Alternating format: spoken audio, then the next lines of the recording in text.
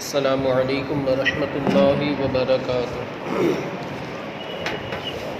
نحمده ونصلی علی رسولہ الکریم، اما بعد فاعوذ باللہ من الشیطان الرجیم، بسم اللہ الرحمن الرحیم۔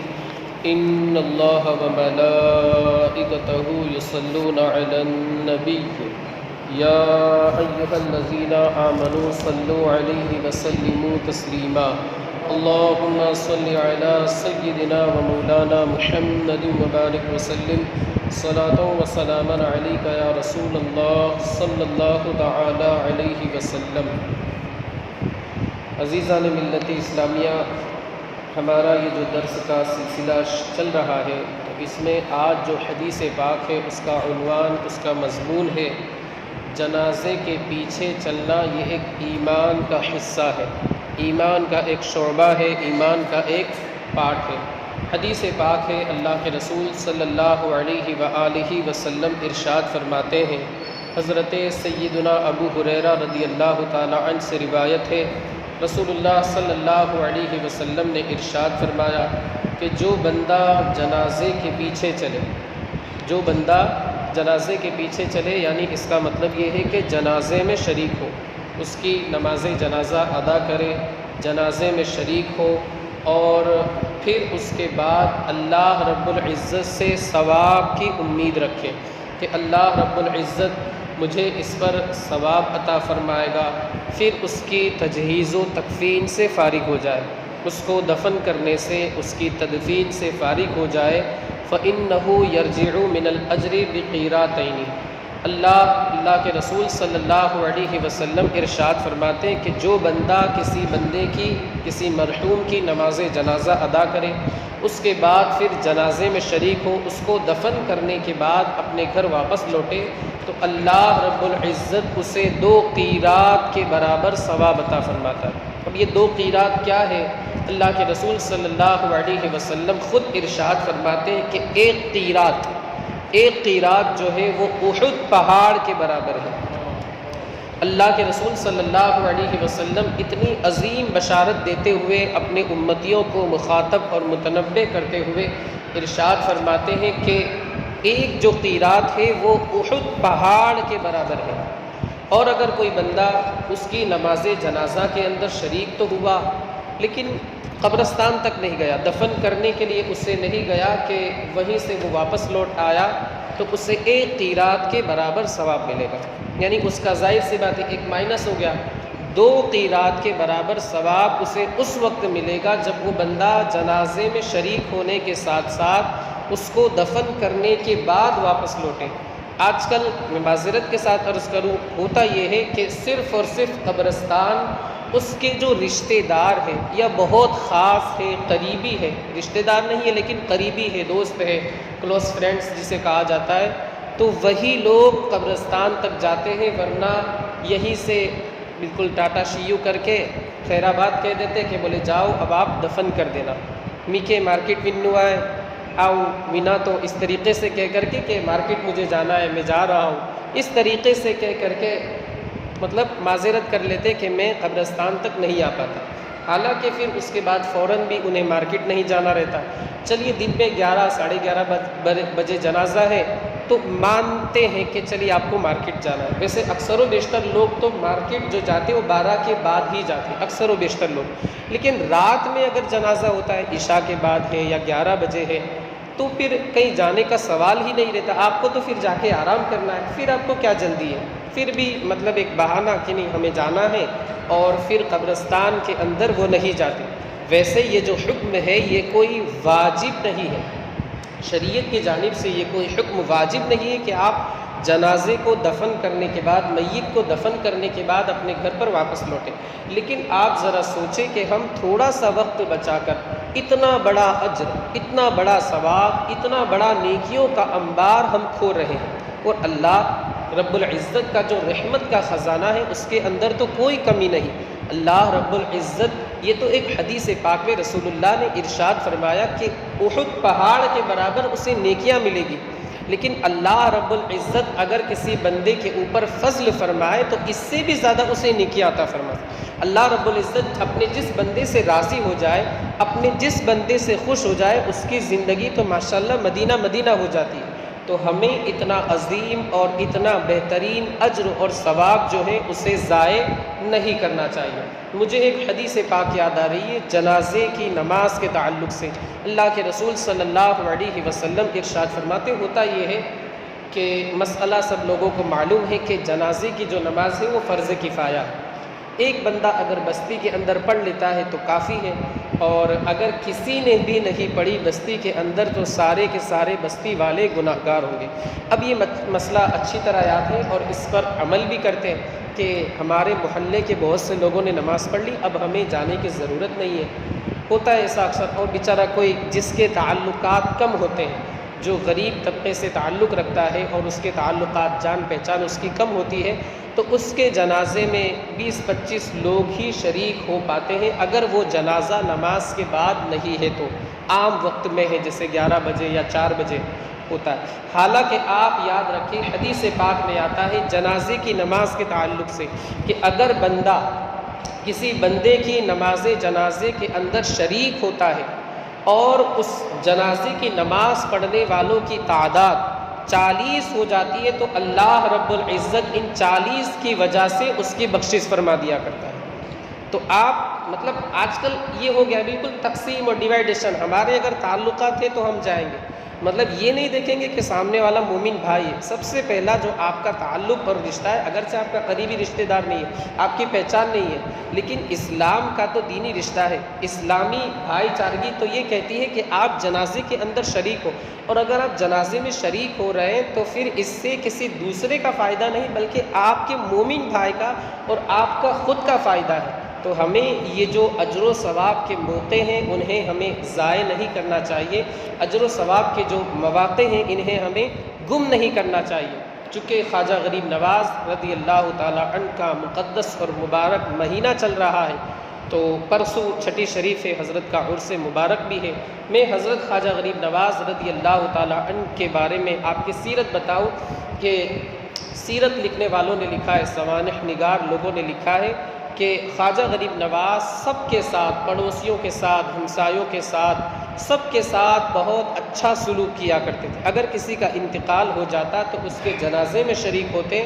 اور پھر دفن کرنے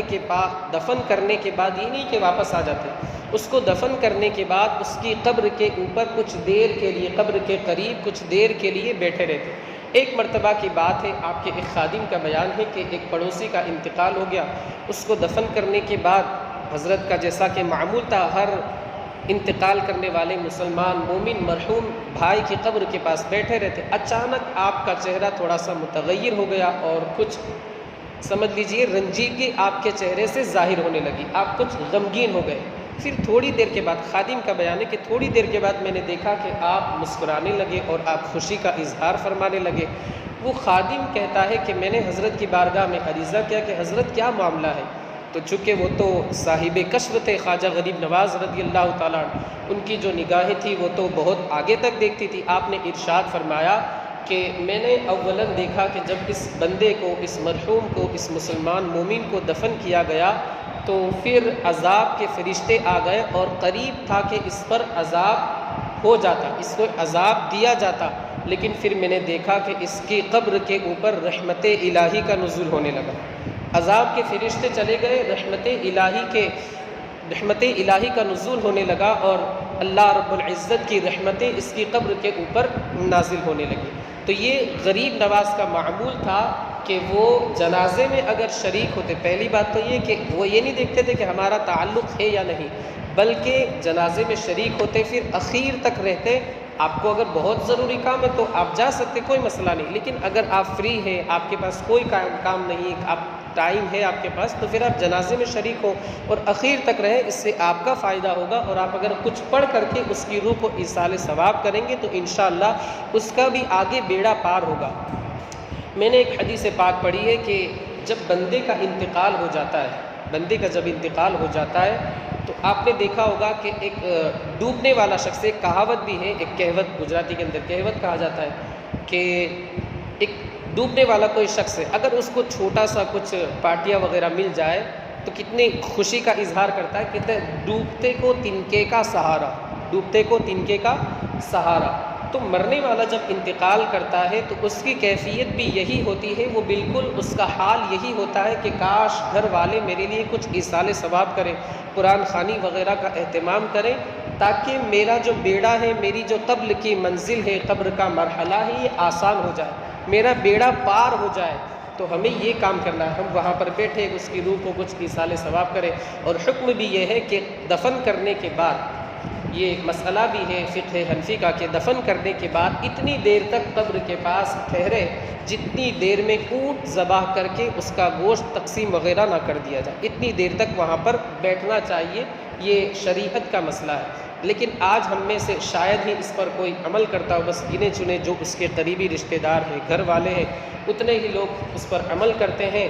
اور پھر اس کے علاوہ جو باقی لوگ ہیں اللہ اللہ السلام علیکم کہہ کر کے وہ رخصت ہو جاتے۔ تو یہ نہیں ہونا چاہیے، بلکہ ہمیں وہ کرنا چاہیے جو ہمارے نبی صلی اللہ علیہ وآلہ وسلم نے ہمیں بتایا۔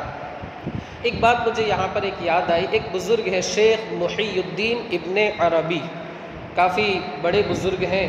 تو ایک مرتبہ کی بات ہے، ایک دعوت میں آپ تشریف لے گئے تو آپ نے ایک نوجوان لڑکے کو دیکھا، اچانک وہ رونے لگا، اتنی تیز مطلب آہو بکا کرنے لگا، رونے لگا، شدت کے ساتھ وہ رونے لگا۔ پھر اچانک پھر حضرت شیخ محی الدین ابن عربی رضی اللہ تعالیٰ عنہ نے اس سے پوچھا کہ آخر تمہارے رونے کی وجہ کیا ہے؟ یعنی لکھنے والوں نے یہ لکھا ہے کہ اچانک وہ رونے لگا۔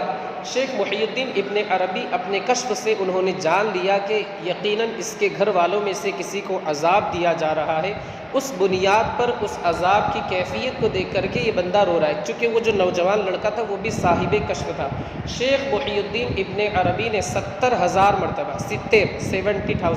70,000 مرتبہ کلمہ طیبہ لا الہ الا اللہ محمد الرسول اللہ پڑھ کر کے رکھا تھا۔ آپ نے فوراً وہ جو کلمہ طیبہ پڑھ کر کے رکھا تھا، اس جو لڑکا تھا اس کے گھر والوں میں سے کسی کا انتقال ہوا تھا، اس کی روح کو ایصال ثواب کر دیا۔ اب اچانک اس لڑکے کو دیکھا تو وہ ہنسنے لگا۔ اب یہ جو شیخ محی الدین ابن عربی تھے انہوں نے اس بندے سے پوچھا تو اس نے پورا واقعہ بتایا کہ پہلے میری ماں کا انتقال ہوا، اس کو عذاب دیا جا رہا تھا، میں رو رہا تھا، پھر اچانک میری ماں کی بخشش ہو گئی اور پھر رحمت الہی کا نزول ہونے لگا، نور کی برسات ہونے لگی، ابر بارہ برسنے لگا، اللہ کی رحمتوں کا میری والدہ کی قبر کے اوپر نزول ہونے لگا، تو اس وجہ سے میں مسکرانے لگا، میں ہنسنے لگا۔ یہ شیخ محی الدین ابن عربی نے جو کچھ پڑھ کر کے رکھا تھا وہ اس لڑکے کی والدہ کو ایصال ثواب کیا، اس کی برکت سے اس کی مغفرت اور بخشش ہو گئی۔ اعلیٰ حضرت علیہ رحمت والرضوان نے بھی یہ وظیفہ الملفوظ شریف کے اندر لکھا ہے کہ 70,000 مرتبہ کلمہ طیبہ لا الہ الا اللہ محمد الرسول اللہ پڑھ کر کے بندہ رکھے اپنے لیے یا اپنے کسی مرحوم کے لیے، اور اللہ کی رحمت سے امید ہے کہ اس کے صدقے میں اللہ رب العزت بندے کی مغفرت اور بخشش فرما دے گا۔ اعلیٰ حضرت علیہ رحمت والرضوان نے الملفوظ کے اندر یہ بھی لکھا ہے کہ اگر کسی بندے کو وہ یہ چاہتا ہے کہ میرا خاتمہ ایمان کے اوپر ہو، ہر بندہ یہ چاہتا ہے، ہر مومن یہ چاہتا ہے کہ میرا خاتمہ ایمان کے اوپر ہو، تو اسے چاہیے کہ سونے سے پہلے قل یا ایھا الکافرون، سورہ کافرون جو ہے قل یا ایھا الکافرون، یہ پوری سورت کی تلاوت کر کے پھر سوئے۔ اگر کوئی بندہ یہ چاہتا ہے کہ اس کا خاتمہ ایمان کے اوپر ہو، حسن خاتمہ اسے نصیب ہو، اچھا خاتمہ ہو، کلمہ پڑھتے ہوئے وہ اس دنیا سے رخصت ہو، تو پھر اسے چاہیے کہ وہ سونے سے پہلے، رات میں سونے سے پہلے ایک مرتبہ قل یا ایھا الکافرون کی تلاوت کر لے، اس کے بعد پھر سو جائے۔ لیکن یاد رہے کہ قل یا ایھا الکافرون پوری سورت تلاوت کرنے کے بعد پھر دنیاوی بات چیت نہیں کرنی۔ حضور اعلیٰ حضرت علیہ رحمت والرضوان نے یہ بھی لکھا ہے کہ قل یا ایھا الکافرون کی سورت تلاوت کرنے کے بعد پھر دنیاوی باتیں، دنیاوی کام وغیرہ نہیں کرنا ہے، پھر آپ کو اطمینان و سکون کے ساتھ سو ہی جانا ہے۔ اگر آپ بعد میں استنجا وغیرہ کے لیے گئے، باتھ روم وغیرہ گئے، پھر آپ فارغ ہو کر کے آئے تو آپ پھر واپس تلاوت کر لیجئے، لیکن سونے سے پہلے اس کی تلاوت ہونی چاہیے، تلاوت کے بعد اور کوئی دنیاوی کام نہیں ہونا چاہیے۔ ایک مسئلہ مجھے یاد آ گیا یہاں پر کہ قرآن عظیم کی تلاوت اگر بندہ جنبی نہیں ہے، اگر بندہ ناپاک نہیں ہے لیکن بے وضو ہے، سمجھ رہے ہوں گے، بندہ پاک ہے یعنی اس کے اوپر غسل نہیں ہے لیکن اس نے وضو نہیں بنایا ہے، بے وضو ہے، تو وہ بندہ قرآن عظیم کی تلاوت بغیر قرآن عظیم کی آیت یا قرآن عظیم کو چھوئے کر سکتا ہے۔ اگر بندہ بے وضو ہے، اس کا وضو نہیں ہے، تو قرآن مجید کو، قرآن شریف کو ہاتھ لگائے بنا وہ قرآن عظیم کی تلاوت کر سکتا ہے۔ لیکن اگر بندہ ایسا ہے جس کے اوپر غسل ضروری ہے، غسل فرض ہے کہ وہ نماز نہیں پڑھ سکتا، تو پھر وہ بندہ تلاوت بھی نہیں کر سکتا۔ یہ ایک خاص مسئلہ ہے، اسے آپ یاد رکھیں۔ یہ آج کا درس تھا۔ ایک بہت بات مجھے سونے کے تعلق سے یاد آ رہی ہے کہ نماز فجر میں اکثر و بیشتر لوگوں سے سستی ہوتی ہے کہ لوگ کہتے ہیں کہ آنکھ ہی نہیں کھلتی، اگر ہم رات میں 10:30 بجے بھی سو جائیں تو بھی ہماری آنکھ نہیں کھلتی۔ تو اس کے تعلق سے بھی علماء کرام نے ایک وظیفہ بتایا ہے، اسے آپ یاد رکھیں۔ سورۃ الکہف کی آخری 3 آیتیں جو ہیں، ان الذین آمنوا وعملوا الصالحات کانت لہم جنات الفردوس نزلا خالدین فیہا لا یبغون عنہا حولا، 16ویں پارے کے اندر سورۃ الکہف کی آخری 3 یا 4 آیتیں ہیں، انہیں آپ یاد کر لیں، ان کی تلاوت کر کے سوئیں، انشاءاللہ اللہ نے چاہا تو فجر کی نماز کے وقت آپ کی آنکھ ضرور کھلے گی۔ ٹھیک ہے، تو اس آیت کریمہ جو 3-4 آیتیں ہیں ان کی تلاوت کر کے آپ سوئیں، انشاءاللہ فجر کی نماز میں آپ بیدار ہو جائیں گے اور اللہ آپ کو ہدایت دے تو آپ مسجد میں آ کر کے نماز پڑھیں۔ یہ نہیں کہ یار بیدار تو گئے چلو ہم گھر میں ہی 4 رکعت فٹافٹ پڑھ کے ہم سو جاتے، بہت نیند آ رہی ہے۔ اللہ نے اگر چاہا، اللہ کی ہدایت شامل حال رہی تو آپ مسجد کے اندر آ کر کے نماز جماعت کے ساتھ فجر کی باجماعت ادا کریں گے۔ یہ آج کا مختصر سا درس تھا، مولا عز و جل اسے اپنی بارگاہ میں قبول فرمائے۔ مولا جو کچھ بھی بیان ہوا اس کے بیان کرنے میں مجھ سے غلطی، لغزش، خطا ہوئی ہو، اپنے حبیب کے صدقے میں اسے معاف فرما۔ مولا عز و جل اس کی برکتوں سے ہمیں مالا مال فرما۔ مولا عز و جل اس کی برکتوں کے صدقے میں مولا ہماری تمام مشکلات کو آسان فرما، ہماری تمام جائز مرادوں کو پورا فرما۔ ہمارے ان بھائیوں نے درس میں شرکت کی، مولا عز و جل انہیں تو جزائے خیر عطا فرما، ان کے کاروبار میں، تجارت میں، رزق میں خوب سے خوب تر برکتیں عطا فرما۔ وصلی اللہ تعالی علی خیر خلقہ ونور عرشہ سیدنا و مولانا محمد وعلی آلہ واصحابہ اجمعین برحمتک یا ارحم الراحمین۔